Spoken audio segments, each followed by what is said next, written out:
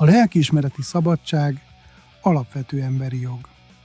Ez nem csak azt jelenti, hogy mindenki szabadon választhat vallást, hanem azt is, hogy joga van semmilyen vallást nem követni.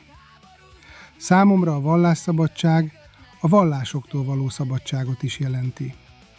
Ha ez valóban alapjog, akkor a vallási közösségeket ugyanazok a jogok és ugyanazok a kötelezettségek illetik meg, mint bármely más civil szervezetet. Se több, se kevesebb. Egy egyház jogállami szempontból nem lehet kiváltságosabb helyzetben, mint egy horgászegyesület, vagy akár egy hímző szakkör. Magyarországon nincs államvallás. Az államnak és a vallási közösségeknek külön kell működniük. Éppen ezért szerintem súlyos probléma, amikor a politika egyes felekezeteket kiemelt jogi vagy anyagi előnyben részesít, vagy amikor vallási jelképeket politikai legitimációra használ.